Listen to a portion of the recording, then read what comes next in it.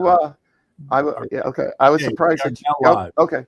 You're So, hi, live. All right. folks. Here we are, Yankee T News, doing our thing once again on this Wednesday night. See here, 10th of June, the year of our Lord 2026, and we have our mystery guest this evening, DJ Ricky Smith. So, Jason is been called away on other duties. So, in the meantime, it's Ricky and I who are going to have at. And if Ricky feels comfortable with this and doesn't want to go running screaming out of the room, we may see him next week. Jason's on vacation. I'm playing the part of Jason tonight. Right. Well, yeah, he's a conspiracy theorist. We're all conspiracy theorists in one way or another. So we could pick up on what you wanted to say about the flock cameras, but I'll just mention there was the link that you sent me about pharmakia. Yes. Oh, that had to do with some stuff that I came up with about Ozempic. Whoa, what happened? Hold on, where are my notes? 17 people like that? What? Okay, don't worry, guys. All right. Let me just, since they're tuning in and the numbers are, we're hitting a record here. What is this? All right. Jason will be very disappointed. Okay. I don't get what's going on, huh? All right. So we're going to, so folks, I mean, people are just piling on here. This is unreal. If you want to comment, let me know who you are. Okay. Anyway. Hello, everyone. All right. Yeah. So maybe you're a draw here and I don't know it. All right. Who would have known? All right. Just let me read off the line here. I mean, if the algorithm was working and they got this. So Iran meets Tar Baby, Belfast blow up, China while no one is looking, and Book of Revelations. Okay, because your pharmakia thing that you sent me, which I thought was a Substack, is making a lot of biblical references. Yes, this has to do with, hold on, I'm looking for my notes here. I got them. Okay, all right. I wrote down a lot before we went on. Okay. Important. All right, so I was doing some research about Ozempic, and I came up with it destroys your muscles. Yes. Some examples of this Ozempic face was Kelly Osbourne and Tucker Carlson. In Canada, they call it a Wegovy. Mm-hmm. And there was a Dr. Brian Artist. And he talked about it being some kind of a GOP-1 drug. You mean GLP? Yeah. And these are just some facts that I came up with really quick. That Ozempic made $2.1 trillion over the last 5 years, and the U.S. buys 90% of it. It actually doesn't have the GOP-1 drug in it. It has something called Excedent-4, and when you put it into your blood creates the GOP-1. Yes, no, GLP-1 is a peptide that naturally occurs in your body. Right, and this is where it brought me to that verse 18:23. What? Yeah. Okay, I'm listening. Okay, it was the venom of the lizard, the Gila monster lizard, in 1967, and it paralyzes your stomach and liver, and it goes into your bloodstream. Correct. And your L cells creates the GOP hormones. This is more toxic than a diamondback snake's venom. Also, other facts I came up with. Thyroid cancer went 3x using this. Breast cancer explodes. Mm-hmm. Tumor in 1 out of 5 brain. Oh, wait a minute. I should have wrote that. I was writing so fast. You know what a black box warning is? A black box? Black box warning. In other words, there's what you would call a package insert or yes. reference, for example, which is sort of the master guide to all prescription drugs and more stuff now. They've since expanded it. And In the worst case where there can be where there's the potential for death being caused by the drug, they have to create a black box warning. So, for example, certain SSRIs carry the risk of suicide, so they have to put a black box warning that this could lead to suicide if you take this drug. So, all right. So basically it's the side effect sheet. Well, yes, they're supposed to highlight the worst of the side effects, but so in this case, I mean, these are sounding like black box warnings the way you're describing them, but sometimes the way the FDA rolls, they can get a little light on some things they shouldn't. Just saying.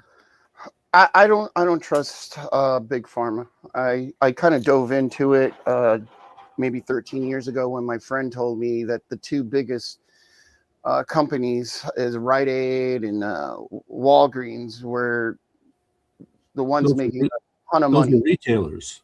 Yeah, they were the ones making all the money. That I would question that. What am I going to say here? The major pharmaceutical companies do make a lot of money. It gets complicated, believe me. All right, I'm going to just. I agree with you. I mean, I did watch a show where it went over. It was something called Big Pharma, and that kind of opened my eyes. It was, and they made it like one of the four horsemen kind of a thing too. If you want to go on, so let's just spend a minute on this. And I want to assure the audience we're absolutely going to get to those topics up there. Naomi Wolf. Does that name mean anything to you? Naomi Wolf. Naomi Wolf. No, I know Naomi Campbell. Naomi Wolf. Now, Naomi Wolf just happened to go to school just up the road from where you are. That I think is called Yale University. Okay, that's down the road. Okay. Well, so it turns out she got a PhD in Victorian poetry. What? Okay, but that's what she did. Nonetheless, next thing you know, what she's doing in the 90s is she's sitting in the room with Bill Clinton acting as a Democrat political strategist. Okay? That's part of her background. Now we roll into the early 2000s. Now she's writing about, I'm setting this up because where we're going to arrive is divine justice, as far as I'm concerned. Okay? Divine justice. So now she's writing books about 10 things you need to know to recognize a fascist, or the 10 steps to becoming turning into a fascist country, some such thing. All right?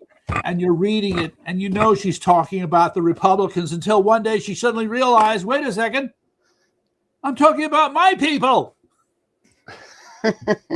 Well, we all know about that Yale University down the road. And, you brought it up yesterday. That group of people started in 1997, and Cory Booker was part of that group. And Rabbi Shuley was part of that group, too. The Shabbati.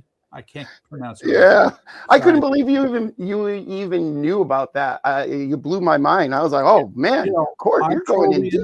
Just like anybody else. And sometimes you get lucky. But anyway, let me finish off Naomi because it's key to what we're talking about here. All right. So from there, let's see, where was the leap? Okay, when COVID hit, she somehow got involved in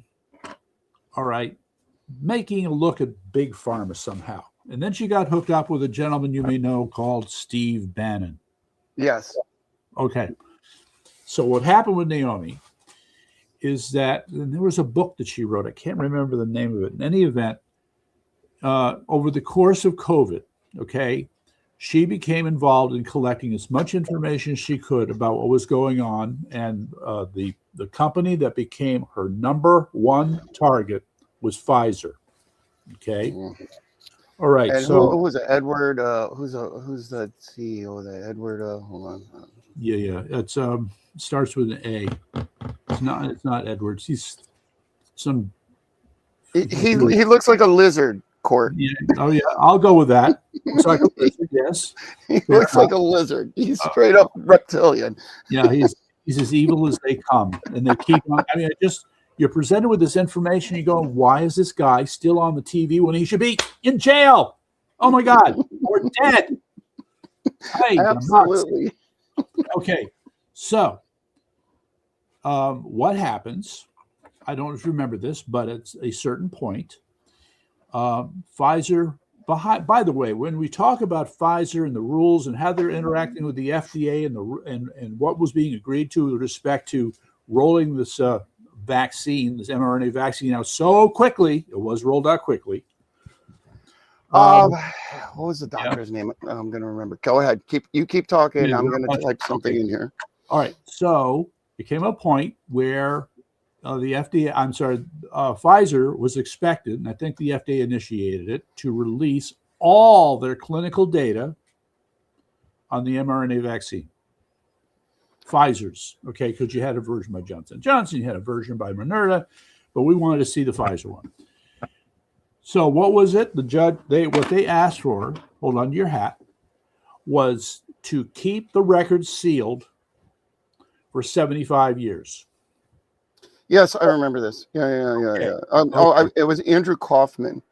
Okay. So Dr. Andrew Kaufman in the early 2000s had been working on this, and he was the one that he said that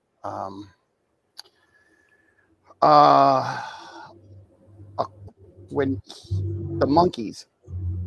Yes, many monkeys, green monkeys. Yeah, so a quarter of them died within 30 days after injection. The rest of them all died within 3 to 5 years after. And he knew it was no good. Dr. Andrew Kaufman. Injected with I'm what? giving you the names here. Yeah. So injected with what? With the mRNA technology. Well, I would be careful about that because the mRNA technology, such as it is, really did not exist until a few years before this all broke. No. It was out there. It was Are you talking about the lipid nanoparticles? Yeah, well, the lipid that has something to do with Canada. They took out the patent on it, but Canada. Yeah. I need to bring up the real name here, which is Dr. David Martin. No, Dr. David Martin was the one that exposed it all. That's big time. He did a full on, and it starts all the way in the 90s and goes all the way to current. The things he said, I date it back to the late 60s. Yeah. He told me about stuff from the late 60s. It all had to do with, because they realized there's the common cold virus with it, there's a coronavirus family. And they learned very quickly how hard it was to make a vaccine for those types of viruses. But it became like a holy grail, this big challenge. We got to be able to solve this. But they couldn't. And then so they came up with this clever idea called an mRNA so-called vaccine. It's such a strain. And that's another thing. Fauci and the others kept redefining words along the way. Disgusting. Anyway, so the point I'm trying to make is that, yes, eventually the judges said, all right, Pfizer, we've had it with you. You're going to release all of it now, all 55,000 pages now. And so Naomi and a group of researchers and others grabbed all that information and went to work on it. And I can tell you what they came out. Just to talk about what happened to women who were pregnant and had miscarriages as a result of being given these vaccines, there is so much. I mean, scandal isn't the word for it. Murderous deceit. It's murderous deceit. There's no other phrase for it. The babies being born with the black eyes. That's just one. That's just one. There's so much more about this. Data that they intentionally lost, names that disappeared. It's insane. Anyway, so I don't know. I can't put it up here because this stupid green screen thing behind me screws. Okay. Court, we'll work on this. I'll figure out a way where I can make it connect through my computer and be able to put documents up on my screen, and then you could take what you're using. Yeah. Okay, so for the audience, grab a pen and a paper. I'm going to give you the web address name here. It's dailyclout.io. So that's DAILYCLOUT.io. Dailyclout.io. Go there. They have a big, fat study that they have published after analyzing all that Pfizer data. So all the bad news is there for everybody to read, and it is appalling. Well, I I knew about the bad things about this. And this is Pfizer's own data, by the way. Nobody's making Yes. nobody's trying to interpret anything. It's Pfizer's own data. Everyone, they're trying to figure out why people are dying of strokes or you're coming down with myocarditis. Yeah, right. That's one of the side effects from putting this stuff in your body. Yeah, well, are you aware of the Deagle report? Have you ever heard of that before? Deagle report. Sounds familiar. Is this the one from the Ford Medical Group? Well, Detroit? Take your time. You can find it while you're looking for it. I'll explain. Okay. So in 2019, they came out with their stats that 2/3 of the population in the United States was going to disappear by 2025. Yeah, well, and there's only two ways you can do that. You would have to have a mass a disease or a war where you're killing off the young. I believe it's 2026. And we're in 2026. Look at how many people are stroking out, and everyone just thinks, hey, that's just fine. That's just normal. That's part of life. Well, it's not. I have a slightly different take, and that is absolutely it's not normal. Absolutely, there are what they call signals in the medical data that were red flags, okay, that should have been reacted to by the CDC and the FDA. But we're not, as far as I'm concerned, for all the obvious reasons. Let's see, what is I on to say about this? Okay. I lost the thought there for a second. It's okay. Take your time, Court. I'm just, all right. Going back to the report. we keep going out in the weeds today. So well, I'm going to try to keep you on track. I don't want to keep pulling you out way out here. All right. And I need to find come back in, Court. Let's. Right, I'm here. I need to. We need to. Again. We'll jump on your topics that you have written down. Yes. Now I remember. Okay, the point I was trying to make is that these are serious things that happened. A lot of people died needlessly. It was criminal what they did. But here's the news. They're disappointed. They didn't make their numbers. They didn't make their numbers. Nope. You are correct. Nope. Okay. So it's called back to the drawing board. We'll find another way to get rid of 1 billion people. Yeah, right. Okay. But here, I'm going to just, so here's the other thing I want to throw out about this. There's a history to what we'll call biological warfare. We can think of the scamdemic as an act of biological warfare that was inflicted on America and other countries. Mm-hmm. Biological warfare, it turns out, is a really lousy choice for mass extermination. Okay. It doesn't work very well. Okay. I mean, you're thinking, well, but they can use it. They can use it to control population. Well, okay. What they have done, in other words, with these bizarre rulings around their concepts of public health, yes. That's what I'm referring to, Court. Yeah. Okay. All right. So let me interject what might be an optimistic note in all of this. First, the bad part. You and I would both be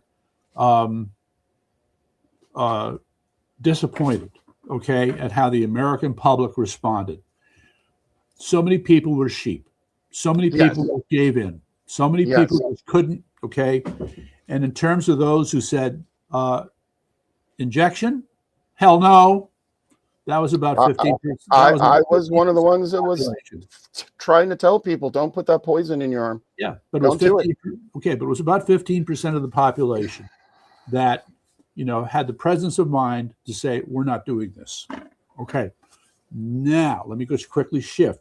For all you psychology fans out there, and I was one of them and still am, there was a study on obedience. I think this guy at Stanford, Stanley Milgram, I think was his name, maybe, Do you remember the electric shock experiment? People Yes, sat yes, yeah, I know which one you're talking about, where the guy's on the other side of the wall and they're screaming, "Stop! Stop! Stop!" No, no, and if you yell at the person enough, they will kill the person on the other side of the wall. Yeah, yeah, Okay. yeah. Okay, yes. So it turns out that there was a similarly small number of people who said, I can't do this. I'm not doing this. I'm out. Okay. Very small. I must be one of those Okay. because I would have sniffed Right. that right out. You know, but there was I can't remember the exact experimental conditions, but it was when some other piece of information was introduced or if another event happened, the degree of noncompliance shot way up. Okay, so the potential, okay, so I want to believe that in some respects, a large number of people in America have been inoculated against the oppressive practices that we've seen. I want to believe that. There'll still be others, there'll be snitches, there'll be this, that, whatever. But I think a larger number of people are going to say, not me. Yeah, well, I had a hard time with the government in my restaurant, and I got to the point where the health department came in, and at this point it was straight up fraud and harassment. And I told the lady, I said, "Give me your card."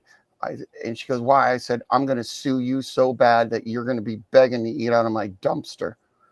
Oh, that's a good one. I like that. I'm stealing that. Sometimes you gotta hold your ground, Court. Yeah, we may have to tell the folks in the DCF that. Yes. Yeah, that's a whole project. Anyway, okay, so that's how you handle it. But yes, no, we've had similar experiences. Every time you have contact with the government, something bad happens. Yep. So no disagreement there. Okay, so again, dailyclout.io, check out the book. It'll be blowing your mind. All right, so let's shift gears. Let's now. Jump into the topics. Okay, so Iran meets Tar Baby. Yep, I think that's kind of beginning to happen. You remember the story about Tar Baby, right? It was a Disney story. I remember way back in the day. Correct. I think it was the Fox. Yeah. So there was this little Tar Baby figure doll put under a tree, and I believe it was Brer Fox who came by. Brer Fox, that's it. Yep. And it's been a long time since he was looking at that little Tar Baby and said, greeting him. Tar Baby says nothing, and then Brer Fox gets insulted, and so now he punches Tar Baby, and his fist is stuck in the tar. Okay, not realizing he's got a little problem here. And of course, he says, "If you don't, I'm going to hit you with my other fist." I remember it. I remember it now. Yes. Yes, I have a feeling Iran may be in a similar position. Just saying. Well, I mean, look, there was Trump was. That's why we call it Taco Tuesday. Yeah, he makes his threats and never comes through. But Kate, let's first of all, I want to put out another plug, folks. Get ready again.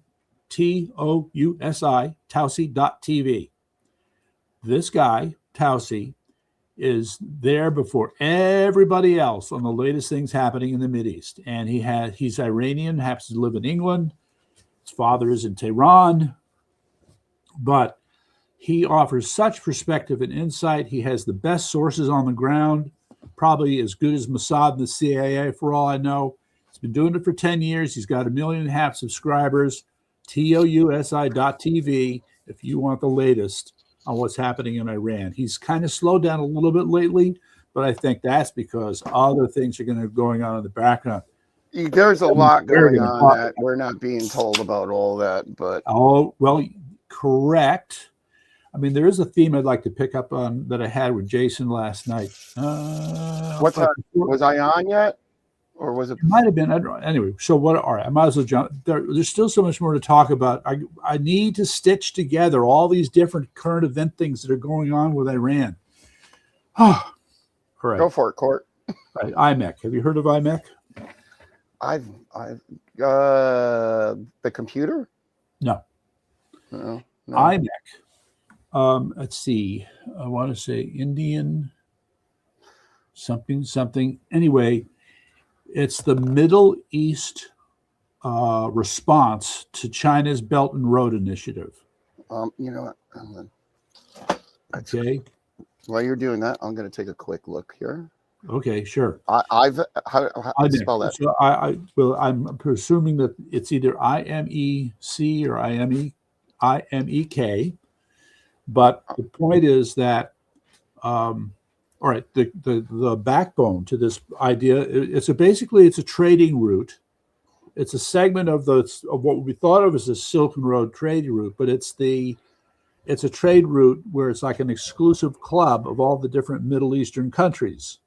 Oh, So okay. Pakistan, It's kind of like what's going on with what? Oh, sorry. I didn't mean to over talk on you there. Go. I was going to say it kind of reminds me of what's going on with Ivana and Jared with that thing in Albania and how important that island is. Was this about the Albanian island? Yes. What was that all about? Well, it was an old Russian submarine base. What? And it's I'm trying. You talk about what you're talking about. I'll get my notes together for this. Okay. I think this is important. Yeah, it's at the Strait of how do you say it? Otranto, the passage that separates Italy and Albania. Okay. It's a geopolitical land grab. By Russia? No, Russia was there during they built War. it all during the Cold War. All right. So who's grabbing it? We are? I would say Israel. Oh, Israel. Jared Kushner. Okay. All right. Well, are you familiar? We'll get into that. Keep going.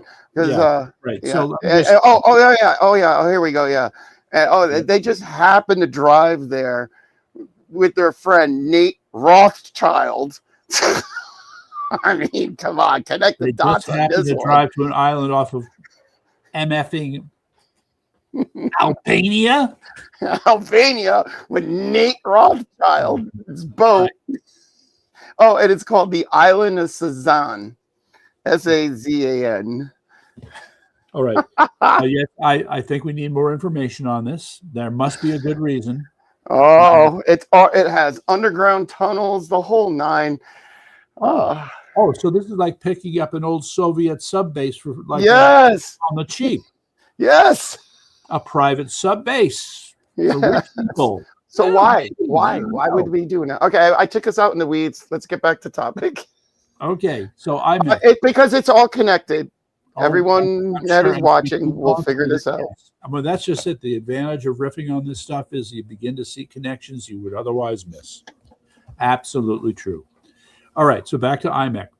All right, here, the backbone of IMEC is the relationship between, we haven't given this much thought, Pakistan and Saudi Arabia.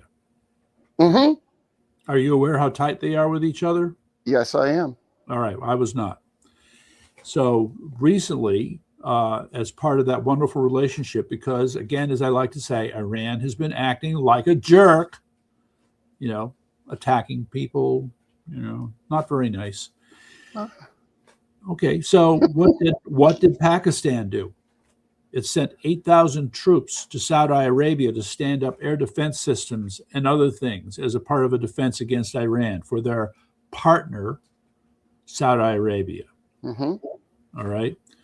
So, I mean, I just look at this and say this is just, prelude to a bigger conflict if this stuff keeps up. Okay. All right. But anyway, so I'm just saying this example of their relationship. Now, I don't know that much about IMEC, but the objective is for these countries to set up a set of preferential relationships with each other in matters of trade, I guess, up and down the Persian Gulf. But, you want to know who's a part of IMEC? Israel. You should have said drum roll, please. Okay. So the point being, because of where Israel is, it serves as a transit transit section of the route, of the trade route. So if they come up with something else, I don't know. But okay, so let's just. I hope to learn more about this. But I will even look into it even more. Yes. And report back on the next time. Yeah. So one of the things to think about with respect to IMEC is, and I've been impressed. What did President Trump do? He started to put the slamma jam on everybody. I'm putting it nicely, strongly suggesting, okay, that everybody needs to sign on with the Abraham Accords. Okay? No. That's, you don't like that? I think the Abraham Accords is a wonderful idea. Darn! I didn't take notes on that. Yeah, I went down that street already. Yeah. I didn't take any notes. I went down that street like a month ago. Okay. Yeah, I wish I had taken notes. I knew you were going to bring this up, but okay. So the curious thing then is the interaction now between this idea of a trade route, IMEC, and then what they want to do with Abraham Accords, because the whole purpose of the Abraham Accords is to develop commercial relations. No? Yes? I'm going to stay neutral on this one, Court. Yeah, you're doing a poor job of pretending to be neutral. I just want to let you know. I'm being neutral on this one. I'm gonna listen, and then next time I'm on, I will have my notes ready for that. So all right. So anyway, so let me get to the first, just the general picture here again. So we have America doing its thing in the Hormuz Strait. We're getting more information about how America has been more effective in the Hormuz Strait than we're generally led to believe. Okay, so that's part one. Part two is the back and forth with Israel wanting to attack Iran for all the obvious reasons. That comes down to the greater Israel project. Yes. Well, which was taking over Syria, Lebanon, right. Lower parts of Egypt. Yeah, I mean, it's out there. I mean, you could just type it. You could just Google it. They don't even hide it. No, I've looked at it. I reported on it. Okay, so it's this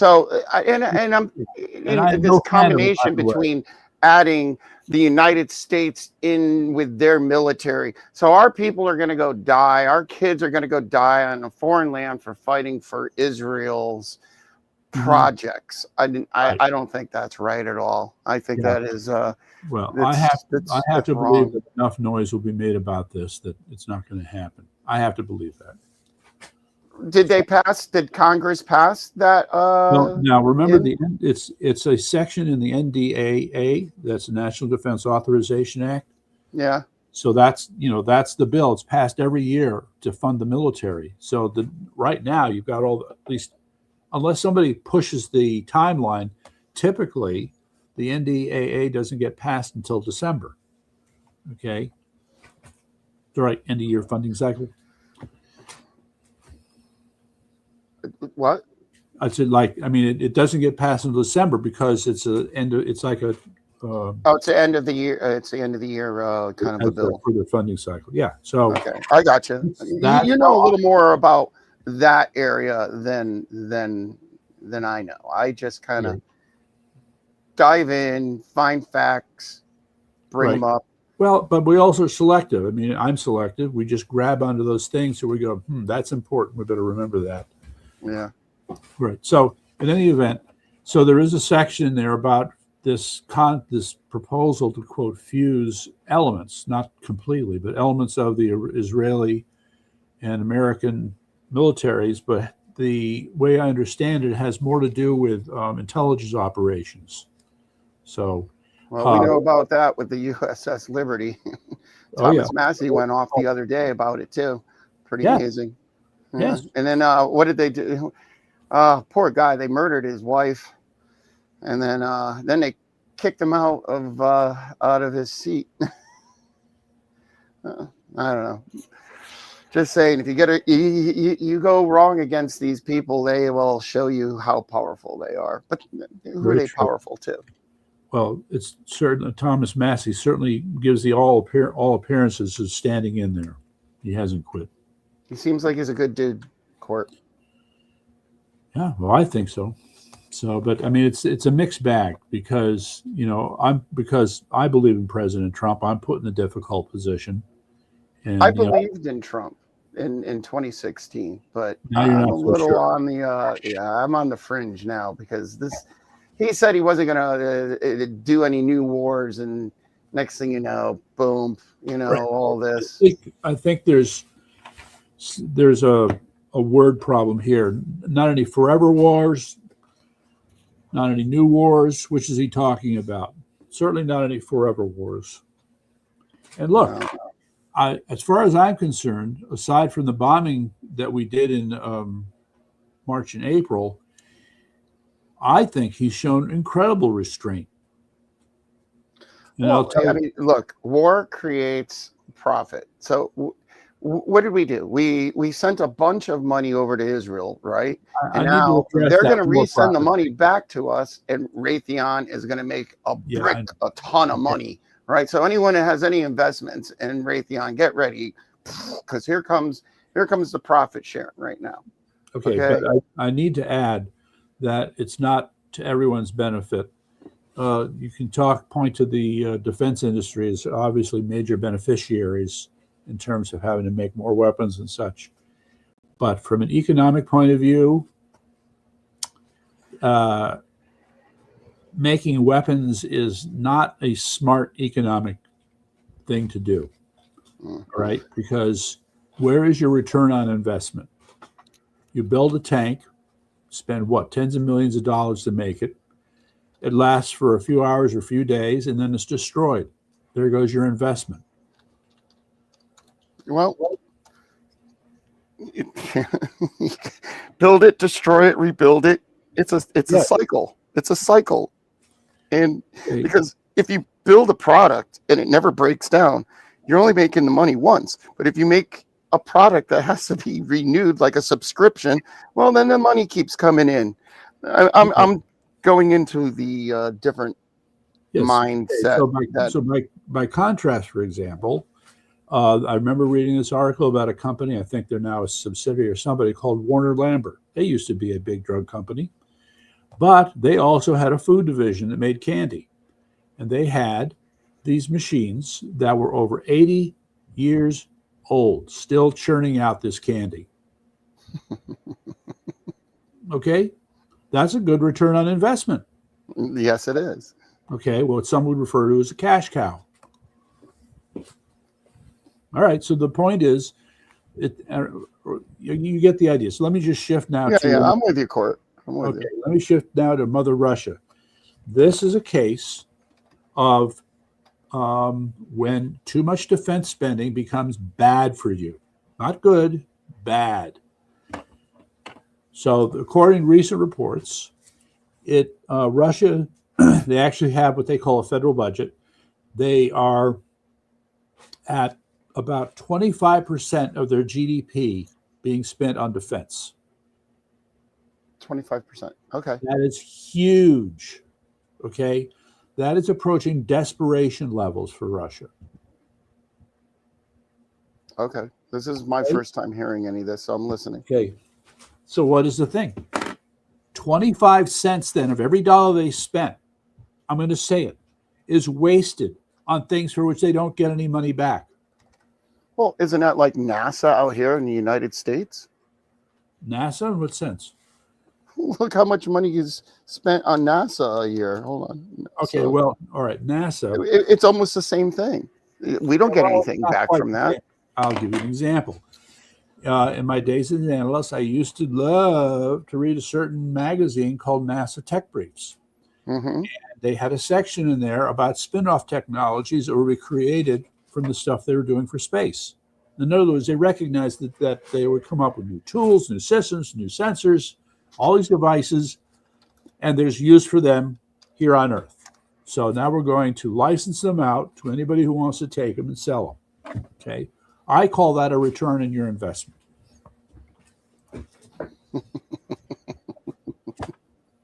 Here we go. NASA's budget for 2026 is $24.4 billion. Chump change. Chump change. Oh, Trump change. There Oh, you Trump go. did. Put Very that good. on a T-shirt. That's good. There you go. All right. I like that. I just figured I'd throw that out there. All right, let's go back to Russia. So what's going on? All right. So the point is that they're pissing money away in order to keep up this war effort, or what they call a special military operation. There are limits. You can only do that for so long. Okay. Now, on the plus side, in the case of their economy, you're going to be shocked to know that their debt to GDP ratio is very low. Ours is like 100, okay? But their debt to GDP ratio is 10, 20, something like that. It's low. Meantime, all right, trivia question. Who is the second largest producer of gold in the world? Second producer of Second gold. largest producer of gold in Isn't the world. it Mexico? No. Is Mexico gold or silver? Silver. Silver. Gold. By the way, that was a leading question. I figured. Nice transition, Court. Right. Russia. You got me. It is Russia. It is Russia. Okay, it's around 100 tons of gold a year, roughly, if I remember correctly. I have to check that number. Fact check. What are we using the gold for? The computers, AI, that kind of stuff? Yeah, there are lots. I'm not sure what the breakdown is, but yes, there are industrial uses for gold, but the financial ones are pretty significant. Now, again, I'm kind of digressing here a little bit. My apologies to the audience, but the fact that they can produce so much gold is still kind of helps them prop up their their country, even though there are sanctions against the Russians selling gold. They still have workaround solutions for it. But here's the factoid. Get ready. The value of gold out in the market now has exceeded the value of U.S. treasuries. Okay. I agree with that because 3 years ago, I told everyone when gold was at, so hold on, somebody just sent a text that threw me off. Gold was at $1,800 an ounce and silver was around 17. And I said, get ready, guys. Gold, and it went higher than I thought. I said, gold's going to go to 3,000. And I said, silver's going to hit 100. Right. The gold hit up first, then the silver hit. And so what is this telling us versus the U.S. dollar? Is the U.S. dollar dead? Is this where we're going with this, Court? Oh, I'm going to give you what sounds like an obtuse answer, but it's not an obtuse answer. I am now going to give another shout out, ladies and gentlemen. Drum roll, please. Here we have some homegrown talent right here in Connecticut. His name is Dr. Jeffrey Tucker of the Brownstone Institute. So that is Brownstone, like it sounds, .org. Jeffrey Tucker, huh? Jeffrey Tucker. Oh, my goodness. Okay. It's a very interesting person, and they hold these monthly dinners. You and I should go to one of them sometime. He has very interesting speakers and all this other good stuff. In any event, the latest was he was on the Steve Bannon show to report the results of an economic analysis on our activity in the American economy from 2019 to the present. Now, if you go with the official numbers, all right, there's been something on the order of 20 or 25% inflation. I got him. Jeffrey A. Tucker, Brownstone Institute. Yes, you got to check him out. He's very, very good. I have it right here in front of me. Okay, so this report that you just put out is getting traction. The news is 20% inflation or 20% reduction in the value of the dollar between 2019 and the date. Wrong. It's more like 50%. Well, he's got a great page here, Court. Yes. This has got a lot on here. Yeah. He's awesome. And he has awesome people around him. Yeah, this is a great page. Look at that. Since lockdowns, 12% GDP loss, half of U.S. dollar purchasing power stolen. I think that's what you're talking about right there, too. I am. Okay. Yeah. So, newsflash, affordability problems, What was that about affordability problems? Your net earning power is reduced by 50%, and housing prices have shot up through 23. And what? Oh, yeah, a reduction in earning power by 50%. Yes. Okay. Yeah. Wow. I'm just looking at this. This anybody is listening or watching, definitely go check out this page. Yeah, brownstone.org. You'll be amazed. I mean, it is high quality stuff. Oh, look at this. It's something we were talking about earlier. Economic calculation in the vaccinated Commonwealth. Oh, yeah. That looks interesting. I'm just trying to tell you, you have no idea. This guy is phenomenal. What is interesting is they've only been around for about 3 or 4 years, okay? But they have exploded onto the scene. And for that, let me tell you the backstory. The backstory is a professor at, I think it's Trinity College in Hartford. His name is Stringham, Strangham, Edward Stringham. And what's interesting about Edward Stringham as an economist and professor is that he's very interested in self-regulating organizations. In other words, he is no fan of government regulation. So the question is, let's look at examples of organizations that function just fine without government regulation. Yeah. And what he uses as his model is the Amsterdam stock market, going back several hundred years. He kind of reminds me of Jeff Berwick. Okay. The dollar vigilante, if you don't know who that is. Okay. But he speaks of the same thing. Take government out and just watch. It will naturally work. Yeah. No, there's a whole, I'll call there's something akin to an academic discipline that goes around this question of what is the best way to run organizations, what is the best way to run a market, an economy.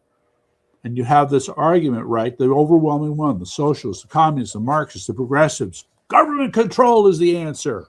Yeah, government is not going to help you. I hate the breaking news. Libertarians and conservatives on the other saying, hands off. All right. Yeah.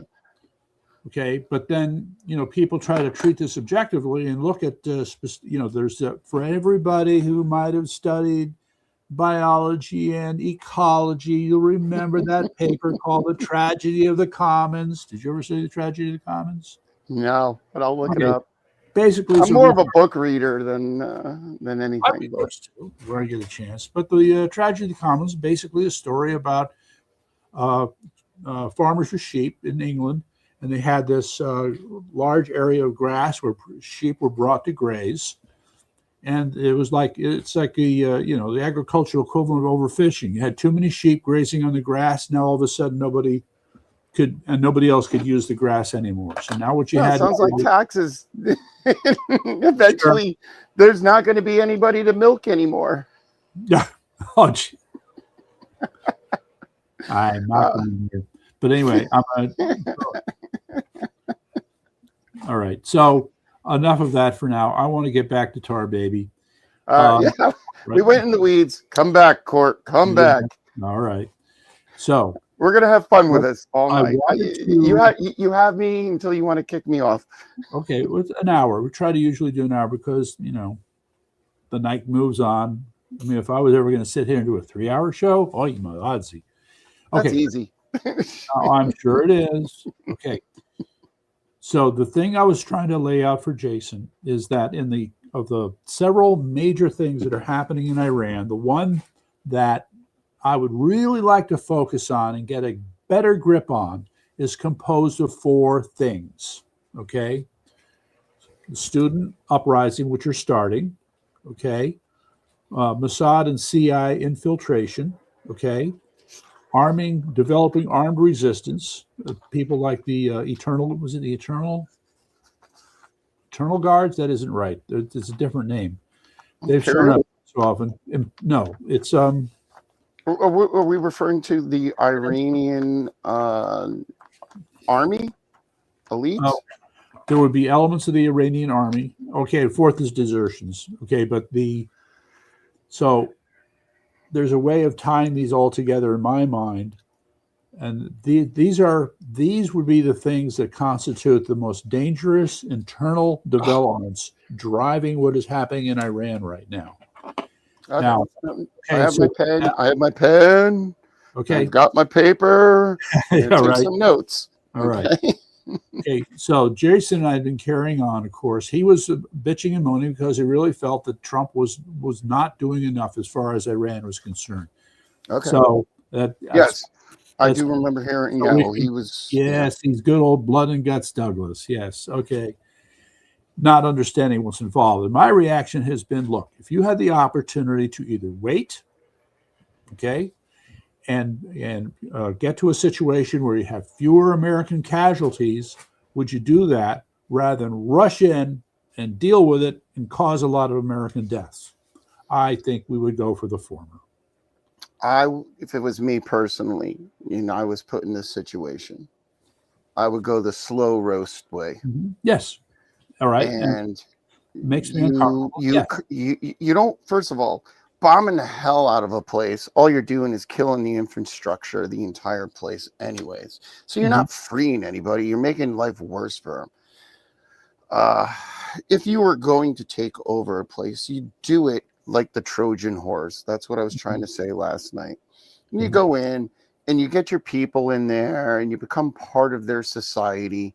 And then you move into their government and then you move up their ranks. The next thing you know, you are in control of the area. Instead of there, no bombs, nothing's needed. And that's the way that at least I read how to do it in the book called The Bloodlines of the Illuminati. But that's a whole nother story for another day. I think you're describing what the Chinese are doing to America. I think America has been taken over by Israel. Look at everyone that's surrounded by Trump. They're all dual citizens, So, I mean, that's crazy, They're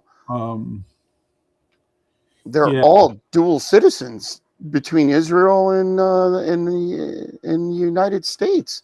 Well, Jerry, it kind of lays into where I was talking about how you could, your country was taken over from inside. What do they call it? A coup? Yes, a coup. A coup. Right. Well, I'm not quite there as far as the idea that Israel has, quote, taken over, that they have influence, that they're trying to shape policy. Well, there's AIPAC, right? You have AIPAC. Yes.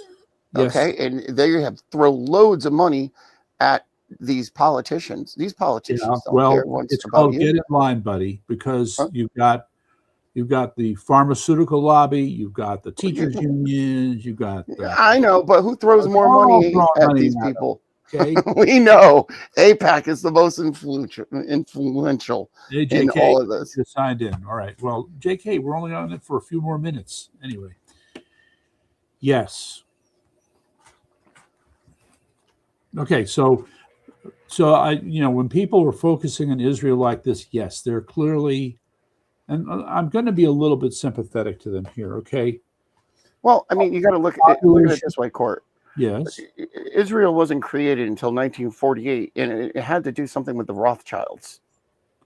Well, it took more than that. Look, as we know, all right. So I guess consistent with your conspiracy theory, one of the Rothschilds would have to have been sitting there in the General Assembly at the UN on that magical day when they're taking the vote to call for the formation of Israel. Okay, because my version of what was happening, okay, was that you had Truman at the moment kind of sitting on the sidelines, and I don't remember the exact number, but let's say it was like 25 votes. They needed 25 votes in the UN Assembly to be able to call for the creation of Israel. Well, they had 23, okay? And so the problem was that Truman was surrounded by all kinds of people who were saying, don't do it, don't do it. And then you had France sitting on the sidelines as well. When Truman decided, the true man. Sorry, Cart, I had to go there. You had to go there. Okay. So it's when Truman decided to do the vote France joined in, and that's how Israel was formed. Now, where in that picture would the Rothschilds have been lurking around? When the Because United remember, States, Truman was surrounded by people who telling him not to do it. when the United States became a corporation in 1871. You're copping out. You're copping out. I ain't copping. I'm not tapping out, Court. No, I'm not. You're going back to 1868. No, because you have to go backwards to understand what was happening. It was put in place before we got to where we are now. Yeah. So in 1871, they turned the United States from a country to a corporation. I heard this, yes. Okay. So at that point, then they could start getting their banking system together. So who was in there he was like the first big time trader to the United States. Was president during 1913. I don't know why I'm with Woodrow Wilson. Wilson. Thank you. And well, you've jumped ahead quite quickly here from the 1860s to 1913. 1871 to 1913, because they put things in place very slowly. It's the Trojan horse. Mm-hmm. So now you got the banking system, and anyone that wants to G. Edward Griffin, mm-hmm. Read the book Jekyll Island, the creature behind Jekyll mm-hmm. Island. That'll right. explain a lot to you. How about the Secret of Oz? I like this. I like we talk about the Wizard of Oz. No, the Secret of Oz, which is based upon it's an analysis. As one person put it, what we know of as the Wizard of Oz was in fact a parody about the money debate over the money supply, and you had. Oh, I believe it. Okay, absolutely. Right. So is this a book? That argument goes right back to the beginning of our country. Well, okay, the whole thing. Think about it. Think about this, Court. The Illuminati. Let's go in here now. The Illuminati was formed May 1st, 1776. Oh, I've heard this. I'm like, fact check. Go ahead. Google fact check. Do whatever you need. Was the Illuminati? I'm going for this. I'm going to connect some dots for you here, Court. I know this is what you've been waiting for. You're going to have other people. I saw that video, by the way, and it's like, all right, not a video. Okay, well, gee, that says they were formed in 1776. Oh, right. And then what do we have coming up in July of 1776? So the Illuminati was formed and they took over the Freemasons. All of your presidents have been Freemasons. All right, I'm going to just let you go with this narrative. I'm like, it's okay. Some narratives, look, when a narrative fits together so seamlessly and so well, Court, this is going to be a lot of fun. Let's slow down a little bit and go through this in a little more detail here. Oh, is the light on outside? Oh, that's why. I'm like, why are there so many moths at the door? All right, so the Freemasons predated the Illuminati by a considerable Correct. The Illuminati took over the Freemasons. There are two parts of the Freemasons. Yes. So there's two parts of the Freemasons. There's you have your lodge members and whatever, but then there's a deeper side, which is the Illuminati took over the Freemasons. Every one of your presidents has been a Freemason. Look who's behind the Illuminati group. Okay, well, let me throw in another monkey wrench here. Are you aware that half of all our presidents had Huguenot roots? What kind of roots? Huguenots. Remember the Huguenots? Huguenots. Huguenots. It's a Protestant subset. A Protestant subset. So there are Spanish Huguenots, French Huguenots. Does this have anything to do with the Zionists? No, at least I don't think it does. This is the first time hearing this term. Yes. Okay, Huguenots, a religious group of French Protestants, but there are also Spanish ones, which held to Calvinist tradition of Protestantism. They faced persecution, wars, Protestants. exile. Okay. Yeah, they boogied out of Europe too. There's a little place in the Bahamas called Spanish Wells, which is home to the Spanish Huguenots, for example. Okay, but it's very curious that half of our presidents have Huguenot roots. It's because it's a small sect. It's not like Baptists. You know, they don't even show up on the radar. Well, I always felt that it just seems like it's a selection, not an election. There's never, the reason why this kind of brings me, this is why I'm kind of swinging it, because it brings it all the way up to Trump. Yeah. The reason why I backed Trump was it just seemed so far out there. But then when I started looking into Trump and the whole thing, and he went bankrupt in the 90s. I'm sure you remember that. Oh, yeah. And Israel bailed him out. So the question is, why did Israel bail him out? Is Israel the only one? Yeah. The only one. The only one. Otherwise, he would be dead. You know, you have to, I mean, again, I'm a little skeptical. The New York City is a very big place, a lot of different kinds of rich folk. Rich Jewish landlords and investors aren't the only ones. You know about the Jewish mafia, right? Of course. Okay. But hey, there's the Italian mafia. Hey, there's a lot of mafia.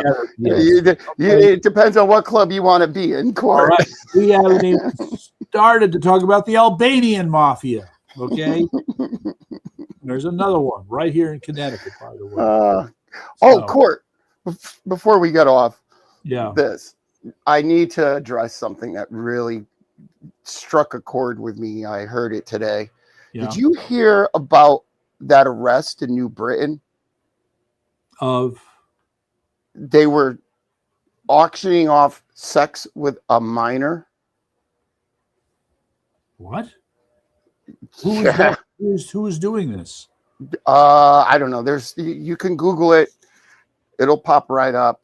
Okay. I heard it on the news today, and it brought me back to this whole this child trafficking sacrifice kind of thing that we were on earlier. But yeah, this was in New Britain, and go figure, it's Aaron Stewart's. Yes, stomping grounds.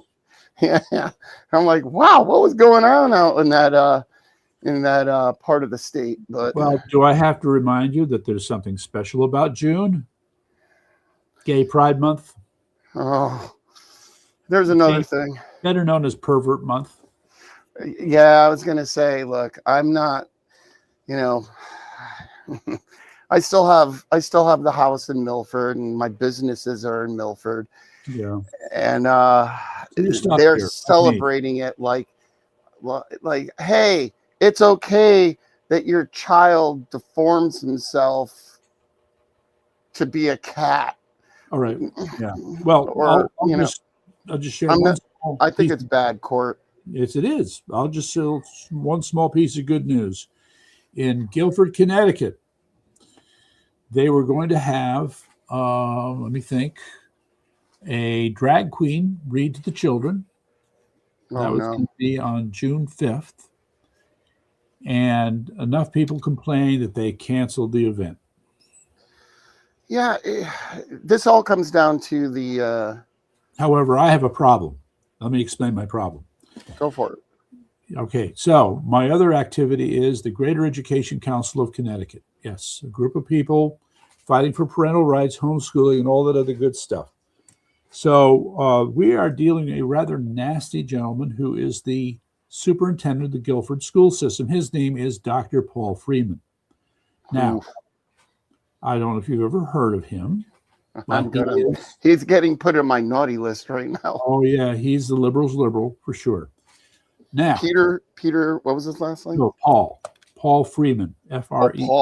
Paul Freeman. You just look him up, you'll find him.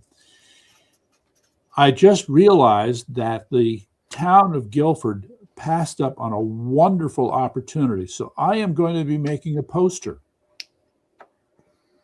of that drag queen, Bleach. And I'm going to be promoting her, that, as the new school superintendent. Court, I wish, I don't, take a look. I wish this thing was still working. Yes. I lost.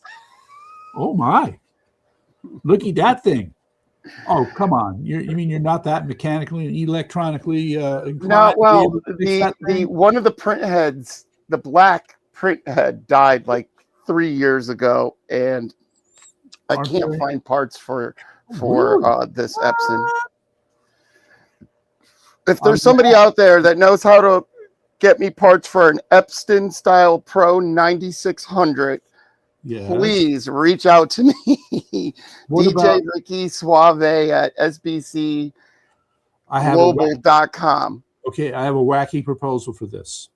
Are you familiar with instructables.com? Yeah. Okay, so Court, it's an actual part that the jet for the black. So as you can see, it uses. It can't be 3D printed. No, because it's an electronic piece that sends the ink down down all these pipes and everything, and it died. And I even have a larger one in the garage. What's wrong with that one? Don't ask. Okay. That sounds like that was a $16,000 printer too. It's like, oh my God. So why did you invest in that? Huh? Why did you invest in that? Oh, I got my money out of them. Out of all of them, yeah. I'm making banners and stuff for people, for my restaurants, things like that. You know, I worked at graphic arts for quite a few years in the 80s and the 90s. As a designer? No, I was actually I worked on the printing presses for many years. Wow. Okay, you know that so, business. All right. Yeah, so my family didn't want me stuck working in the restaurant business. So as you can see, we'll head over here. Okay. There I am as a kid. Oh my! Wait, I was looking at the guy with that's not you with the beard there. No, that's my dad. He's still alive. Oh, I see him every morning. There you go. How old is he? He's in his 80s. He was born in 44, so what, 82? Okay. Or will be 82. So he's 81. My aunt is older than him. Yeah, my aunt, my dad, a lot of my family, they're all still alive. You know, I get to see them every day. You wouldn't even know that they're old. I bowl with a guy that's 93 years old. Oh my goodness! All right, there's hope. There's hope. Yeah, you keep going. It's all in how you approach life sometimes. All right. So anyway, I want to, with a few minutes we got here, I want to try and finally plow through these last things here. Belfast blow up. Yeah, I saw that on there. What are you talking about on that one? Okay, so we know that there was this event where the Sudanese immigrant, illegal, we don't know, tried to behead a British, was it? Oh, dude, I can't believe, yes, hold on, that's in my notes. Hold on, let me get, all right. I didn't even know you were going to talk about this. Oh, here it is, the clergy plan in Europe. What? Animals. Guy tries to chop head off. Belfast, UK. That's what you're talking about. Yes, I am. Yes. Oh, that was brutal. Did you see it? I didn't see it. Oh, I saw the video. It was bad, Court. Okay. Well, I think others saw it and they had a similar reaction, maybe a more violent reaction, perhaps. Okay. And got out in the street and had a few things to say about it. Keir Starmer, that doofy jerk, pussy, dummy, you know, he just, we don't tolerate violence. What are you talking about? Oh, yeah, Court. If you want me, I'll send you the video. I don't think you want to watch it before going to bed. No, I don't. I will It's take a pass on it's that one. it's I will take a pass. oh, it wasn't like, oh yeah, like, and you can see the guy, he's struggling on the ground. Yeah. You know, so I'm like, oh no, no, and I'm like, it's, and I had to turn it off. It was that bad. I didn't. Okay, but let me share with you something that leaves me puzzled. Okay, there was a similar incident about 7 or 8 years ago in England. It was a soldier on the street who was, in fact, beheaded by a Muslim, and that did not elicit nearly the same reaction this has gotten. I think that it's because they got it out there. Like, you know, so way back in the day, the early days of the internet, do you remember there was a reporter that went out and he got beheaded? And for those of us that knew how to use the internet, well, What are you I talking had about? to see that. Pearl? Yes, Pearl. Pearl. I remember that story. Yes. Oh, honey, I need the light on because of the it's for this. Yeah, we're still on. Yeah, we're still live. We're still on. Yeah, Daniel Pearl. Daniel Pearl. That's it, right? And yeah, I saw that and I went, oh, that was my first time seeing something like that. Mhm. It was got my heart rate jumping. I'll tell you that, Court. Yeah. Well, unfortunately, I have visions of holy wars dancing in my brain.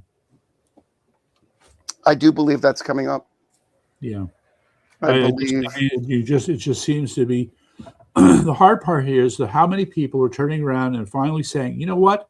All these events, all this terrorism, all these little things going on in different parts of the world have all been part of the same holy war that's been going on for how many 100 years now? Hundreds, thousands. Well, not thousands, but Or I think thousands. well, let's see.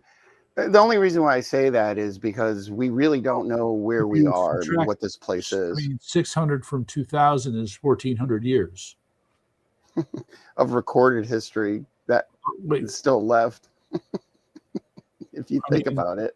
Well, there have been other conflicts that that the fight with Christians and Muslims is an extension of some earlier conflict. Well, I don't know. For whatever reason, you're making me think of what's that movie? Mighty Python. Oh yeah. I don't know why it's popping in my head. Yeah, and he's coming by. Who lives in the castle? Yes.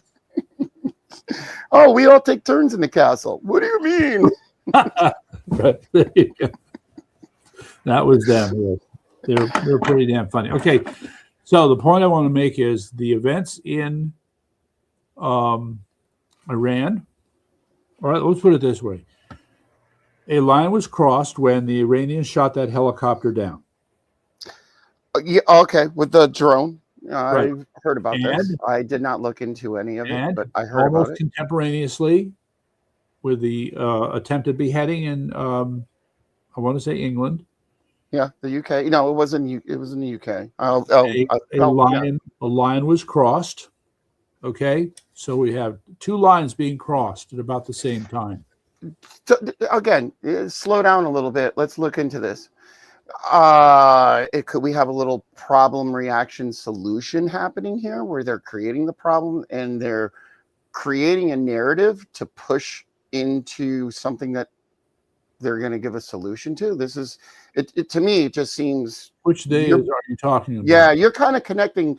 I didn't even know that these two things were even really connected, but now that I'm hearing it, it's making me think, well, could this possibly be done to push into World War III, like you said, where they want to go?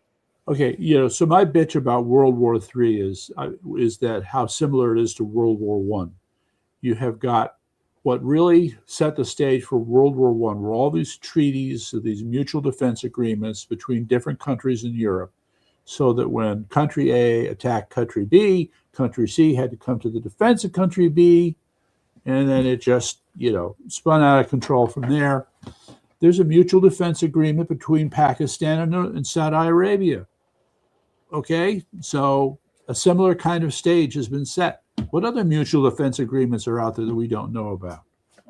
So it just stands to reason that you're sitting on a powder keg. But anyway, all right. So they happen kind of contemporaneously, but I want to point something else out that should be kind of obvious. A Christian got attacked in England, and Christians got attacked in the Strait of Hormuz. Okay, so this is just an extension of a larger holy war. Okay, one is more civilian in nature, the other more military, but it's still in the same spirit. I agree. Okay, so this to me, this is two dots forming a trend, perhaps. And, in both cases now the level has been raised for the amount of conflict that's going on. So I guess I'm trying to say expect ugly things to happen soon. Right. And I don't know if you took a look at the link where I showed you where they were saying these data centers. Oh, yes. They're going to connect into everything that you just mentioned. And the upcoming of the Antichrist or Satan coming into this realm. Yeah. I hope you understand that the Antichrist is a loser. Always is, but he's going to wipe out a lot of people. He's going to wipe out a lot. In the context of the idea that AI is sort of the center of this Antichrist. Well, AI is the tool. Okay. So the AI in these data centers, they're all connected to all this. How can we talk about AI without talking about UFOs and aliens? Well, what are UFOs? Unidentified flying objects. Whoa, okay. What are aliens? Oh, they got these grays. They got lasers. Okay, not the latest. We got another UFO whistleblower. Where do I think they're coming from? It's not. It's a play on words. See if you can catch me on this. I'm gonna do let's look at the word outer space. When I say outer space to you, Court, what do you think? I would be leaving the surface of the earth, and I mean, technically speaking, you're in the beginnings of outer space when you're somewhere around 100 miles above the surface of the earth. Okay, that's a definition of outer space. Outer space. My version of outer space is a little different. Okay. So instead of going up, what if the space to your left and right is a lot longer than they're telling you, right? And you go beyond what you've ever been told. Now you're on the outer space. Can I inquire as to your drug habits? I don't have a drug. I've never touched drugs. Think about it. It's a play on words. Outer space is not up. It's to your left and to your right. It's the South Pole. Okay, you know what? I'll put this another way. I am having a Buckminster Fuller moment here. It's okay, Court. I like being a controversial guest on your show, and thank you for having me on your show. Well, yeah. A lot of people don't take chances like this. Well, I think this worked out just fine. So but Bucky would have talked a blue streak about this very thing that you're bringing up. Well, it's a play on words. It's like broadcasting. Mm-hmm. So, all right. So let me give you an example why I say, when I say the word spell casting, you're thinking magic, correct? Mm-hmm. All right. Spell casting could be put into commercials. And the reason why I say this is I'm speaking words that came from text, and I am broadcasting it over the radio. So that becomes spell casting because you're spelling words over the air. Spell casting. I see what you're saying. Okay. All right. Same thing with outer space. Play on words. Okay, but now you're suggesting a similar play on words with the phrase outer space. Yes. But I want you to think South Pole. Yeah. If what if everything you've been told your whole life is an absolute lie? Oh, Everything. believe me. I have thought that thought, buddy. I have thought that thought, and more than once. Okay. Okay. So let's break it down and go simple and just think about, let's look at the word outer space. So any space that you can't get to. So for example, I'm in this room that you see me walking around, but this door that's right behind me, that's outer space. I'm not out there. That's outer space. Yes. Just keeping it simple. Just trying to of course, I don't do drugs. I was teasing you. That's all. I know. But I'm just trying to make it the easiest way to kind of grab a concept. Okay, so, but you started out now, if I go through this door, yes. All right, I'm going out this door now. Oh, great! A moth went in my space back there. I am in outer space. He was very patiently waiting for this opportunity. I'll get him out. I trap him in a cup and then put him back out. Yeah. I don't kill him. All right. So now I'm in outer space out here. Yes. Now I'm going to go back into this realm. Yes. Now I'm back in this realm. All right. So it's just a thought. Okay. Maybe I'm being kind of dim about this, but at the very least, I'm just thinking, great. Everything here is relative to this object that we're on called Earth, right? Yes. I mean, if you were out in the middle of outer space, there is no outer space. Well, there's no thrust in a vacuum. I don't know if you ever took a look at that. Oh, I got one for you, Court. Okay. Gravity. Oh, this one's really going to tick people off. Yeah. Okay, check this out. All this needs to be grist for the next episodes. Okay. You want me to hold on to this for the next couple? And this is kind of like a preview for some really crazy cool stuff to talk about. Yeah, because gravity. I mean, if it's about a formal study, then we're talking about gravity waves, right? And then the relationship. I want you to think what happens when. Let's start with just magnets and make it simple here. Okay. If you take a ground and a positive of a magnet, they snap together, correct? Right. And you have the same polarities, they push away. Okay. The ground, that's why they call the ground on the Earth the ground, that's your negative. And what if everything above this ground is a positive charge? Okay, well, and everything has a different positive charge. Not everything has the same positive charge. Now, quantitatively, or are you saying qualitatively? There's qualitatively different kinds of positive charges? Yes, there is. Rubber balloon on your head. Sure. Put it near the water and watch the water bend. Sure, I've done all that. Yes. Okay, so what you're looking at is an electronic charge. So all of us are positive.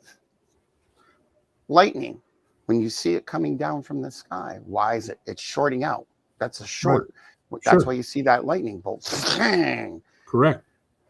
And that lightning bolt, by the way, ladies and gentlemen, is static electricity. Correct. Which there's another one.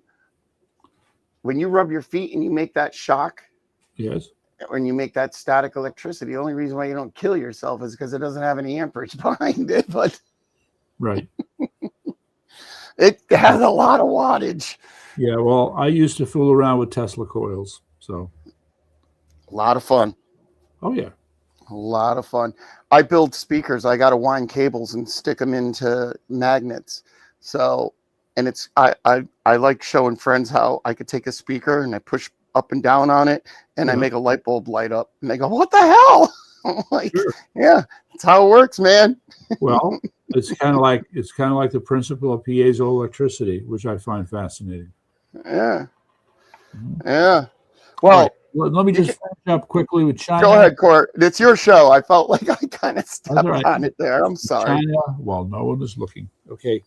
So while no one is looking, despite the visit that Trump had back in May to China, don't worry. The fentanyl shipments into America continue, or the precursors, which are then converted in Mexico, into America. That's going on.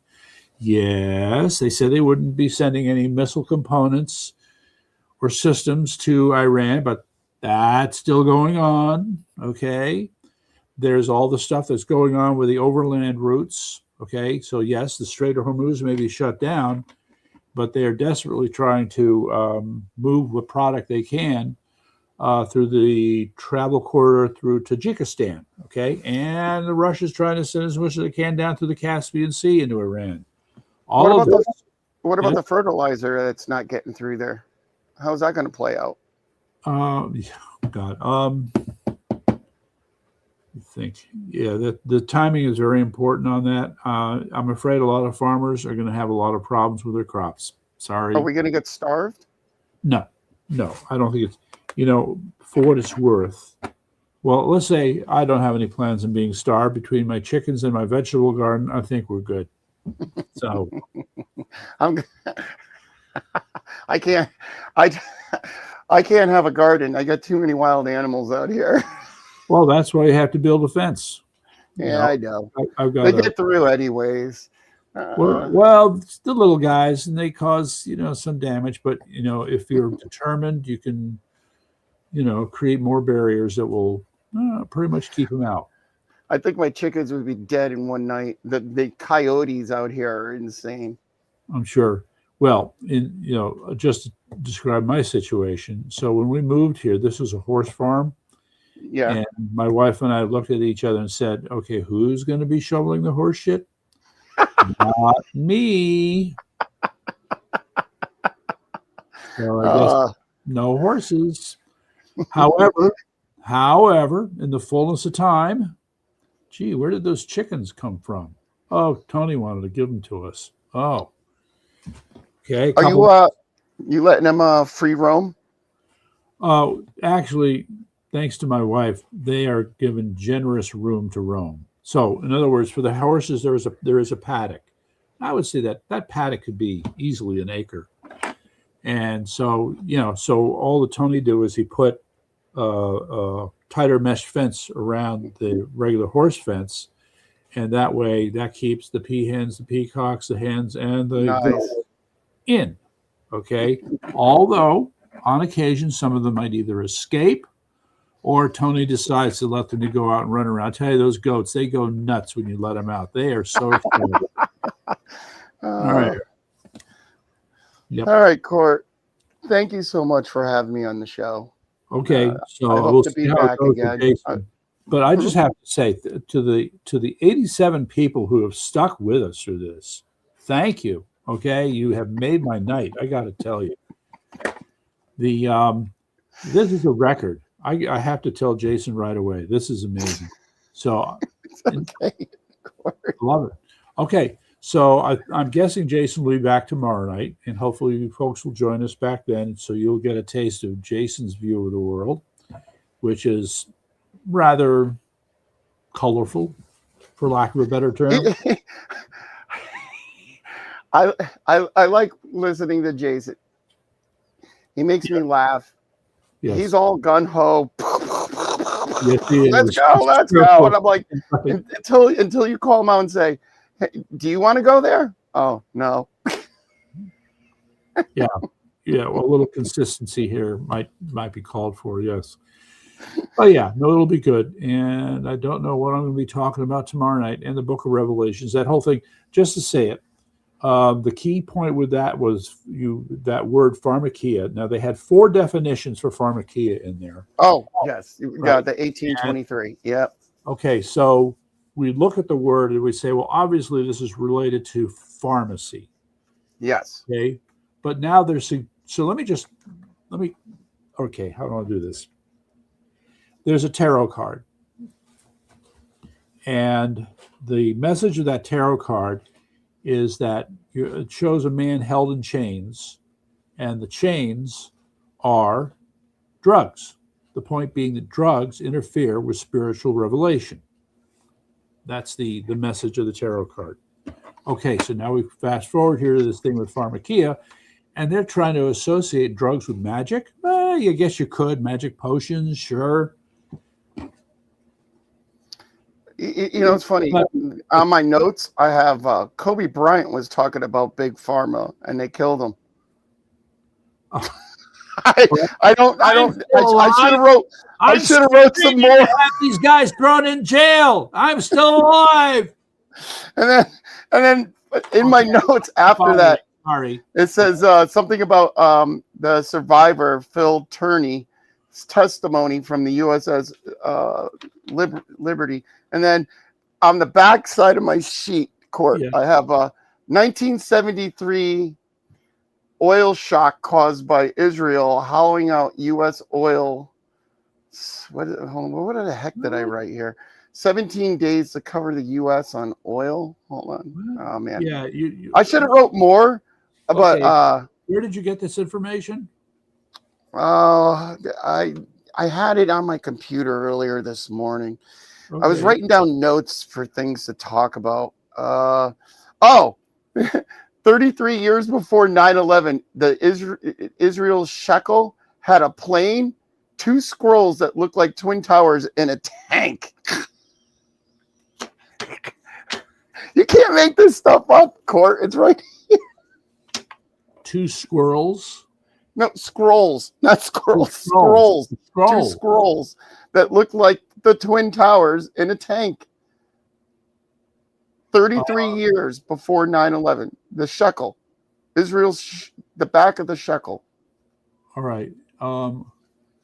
If I'm saying that correctly. All right. Are you suggesting that there is some conscious connection through some plan that the Israelis would have had to take down towers owned by a Jew? Well, we know it's Silverstein. Yes. By the way, do you know that he owns the tallest building in LA now? That's not good. Oh, geez. Oh, boy. Just throwing that out there. Keep that in the back of your mind. Well, we'll hold on to that thought for a while. We're going to have a lot of fun over the next couple of weeks. I'll just keep writing down notes and send me things. I'll try and deal with them. Yeah, so I guess the oil, I think I remember the oil crisis of 73, where depending on what your license plate said, you could get a certain amount of gas, or you could go gas up that day. And yeah. Oh, yes, the license plate, alternate odd and even numbers, right? Yeah, or you're right, or whatever letter. Oh, man, hold on. There it goes. And whatever letter you might have had on your license plate. I know there are people that haven't been around during that, where the gas stations were going empty. And I never really looked into the Carter years. I was I was like in first grade or something during all this. Yeah. No, when it started, no, wait a minute. No, I was maybe a little older. I think it was Ford was the president when I was in like kindergarten. Okay. So I don't know where I'm going with this, Court. Okay, well, it all started with your developing some kind of narrative about Israel that goes back to the first oil crisis in America. Yes. Well, yeah, they were hollowing out the U.S. Yeah, it's a 7. Hollowing out? Yeah, it's just said hollowing out U.S. oil. Okay. 17 days to cover the U.S. on oil. I don't. It just says the 1973 oil shock caused by Israel, hollowing out U.S. oil. That's all I wrote. Okay, it was supposed to remind me of something, but I guess. First of all, the big problem was that 35% then or more of America's oil consumption was imported. But I don't even know why we were.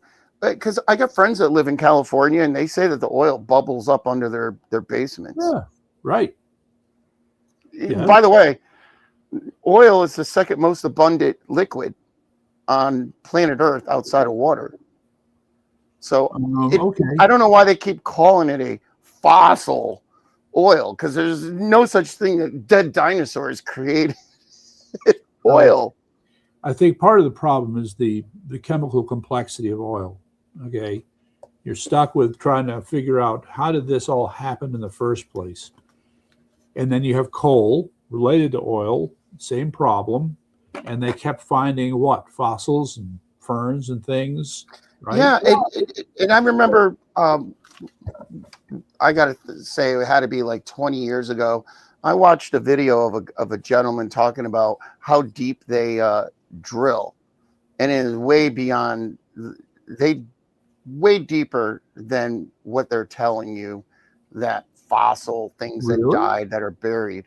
I'll pull that up. I have that somewhere on one of my computers. Well, I believe it's called the gold hypothesis. There was a professor named Thomas Gold at Cornell University who in the 70s, I want to say, but I'm not sure the exact date, started to push the theory of what was it called? I think the term was abiogenic sources of oil. And the argument was that methane was being emitted naturally from the Earth's crust, and that this methane under pressure then converted into other compounds. And then the argument, so this was contrary to what has been the prevailing explanation for the source of oil. And I'd say that this gold theory or hypothesis has gained traction over the years. And so, but you're presented with a very funny thought here, and that is that a number of these oil fields can replenish themselves over time. Yes, absolutely. I believe that. Mm-hmm. And that's my belief. If somebody wants to go look it up, Yeah. But then there's the other. I'm not saying it's true, but it's something I believe, that it's infinite. Infinite. There's the other factoid thrown out where the oil companies claim that only 10% of all the existing oil in the ground has been tapped. It's not the oil, it's the refineries. The refineries. You need the refineries. There's plenty of oil. It's the refineries that are determining the price. Is extracting the oil. That's sort of the challenge. Sometimes. I don't understand the sea drilling. We really don't need to do that. But hey, who am I to say when that? you find it, well, for one thing, right, you need positive pressure. So if you find a big oil field, you're probably going to have a lot of positive pressure there to push that oil up rather than you having to pump it up. Okay, so I would like to mention the oil field off of Guyana. Have you ever read about that? No. I just remember that big catastrophe that happened out off the Gulf. Right. And that didn't look good. But I also wonder if that was a little shenanigans to push people into these electric cars and stuff like that. It was the official account, which I believe is that it was a case of, once again, the federal government being lax in its regulation, okay? And then the oil company in question, there was something about the way they were laying concrete down in the bottom of the sea. And they did not do things the proper way. And as a result, you had this explosion or release of oil, hence the disaster. Yeah. So whether that was prompted by what you're suggesting, who knows? But I'm thinking if people are just lazy and careless, that's good enough for me. I just snorted. You made me laugh. Yeah. So it just what do we see all the time? Look, just quickly. All right. I know we got to go, but another example here. The whole thing with autism, mercury, vaccines. Vaccines. The whole thing there. We can get into that one for sure. Yeah, I have that. Here's the thing. There is called the Office of Vaccine Safety, right? And in the early 2000s, parents were up in arms over the issue of mercury in the vaccines. Okay, and this is where Robert F. Kennedy Jr. got to make his name as well. Yes. So the people inside the Office of Vaccine Safety, as far as I'm concerned, were literally asleep. All right, what I is don't even that? see that on my notes. Poison shots, yeah, vaccines. This is a whole. It's not just poison; it's what it does to your immune system. Okay. It depletes it. It doesn't excite it. It Yeah. depletes it. After a God certain, gave you everything you ever needed here. All you don't need to. It's keeping the people sick for profit. well, that keeping people sick for a profit is one thing. What the pretense around vaccines is another. Okay, and what was the point I was trying to get to here? Well, you were talking about vaccines and the mercury that's in the vaccines. Yes, right. Okay, so it comes out that when you added up all the doses of vaccines being given infants, it was, I forget, some huge. I don't even know how these kids survive with all these shots these days. Well, but the point, again, just like I said, biological warfare is a lousy choice. So you don't kill people, but you can screw them up. And that's exactly what we have with vaccines, stuff that just screws people up. Yeah. And then what happens? Then they can't take care of themselves, and it makes it easier to control a population. This kind of brings me to the Bill Gates stuff, when he was all the dirty stuff he was doing down there in South Africa. Oh yeah, and in India as well. Yeah. Yeah. No. And they want to kill him. Yes, they do. And India said, "Don't you ever come back here again." Yeah. Yeah. So yeah. Anyway, so the point I'm trying to get to is that the level of mercury for kids being vaccinated under the purview of the Office of Vaccine Safety was off the charts. It's like, guys, don't you realize that you've been permitting a level of mercury injection that it's equivalent to what a 180-pound man can tolerate, but you're doing it to infants? Okay. Court, do you remember when we were kids and you broke a thermometer and they said, don't touch the mercury? Hold on. Let me get to the next part. Meantime, down the street, you had the EPA. The EPA has its own regulations for exposure to mercury. Okay. Because there is such a thing as ambient mercury. Mercury is everywhere, in the water, in the soil. And they had a number. It said, this is a safe level of exposure to mercury. Right there, okay? Now, go back to the Office of Vaccine Safety. They're okay with this number. What? You guys are just making up stuff. They're just making up stuff. I'm not making this up, believe me. No, not you. They are. They're just changing the terms as needed. Mm-hmm. No, it's insane. Anyway, it is getting late. Okay. So this has been great. And we will check in later. Thank you, dear audience. Thank you, Court, for having me on your show. You bet. I hope I didn't let you down. No, not at all. You made it interesting. I think what would happen if the three of us did it? Who knows? I could jump in on a three-way. Oh, God, that sounded bad. Right. Your wife is not like that. And it's all guys. Oh, no homo. What are you looking me out for? Ooh, I said it. Okay. Anyway, I can't resist one other. Somebody put up a picture of Mount Rushmore showing not the presidents, but Hillary, Kamala, what's her name? Only ladies. I'm taking it, right? Okay. Is it only ladies? So you have Hillary. All females. And then the question is, what should we name this? So what would you name it? What would I name that? Evil, wicked. No, I would name it Mount Bitchmore. Mount Bitchmore. Those are all evil people. Well, Hillary, I call her Hillary Clinton, but that's for a whole nother show, for a whole nother day. We can go down the Bill Clinton, Hillary Clinton road.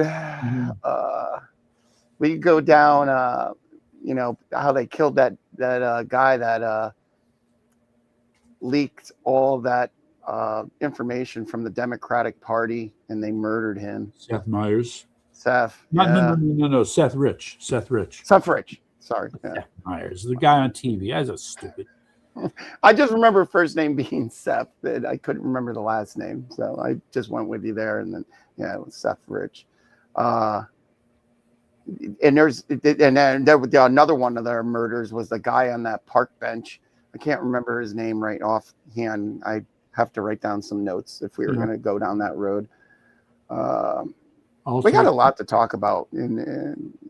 Yeah, and I'd like to. I mean, I like to try and march as methodically through these as possible. But I think we also end up in a place where more to learn, more homework to do. We both got homework to do. I got some stuff to do to figure out. Starting with Brownstone. Well, I like the site. Definitely, anyone that heard that, go check it out. The top two right in the front should catch your attention right out of the gate. Oh yeah. Okay. On this note, it is called "Talk to You Later." Bye, Court. Okay. Bye, everyone. All right. So they slowly work.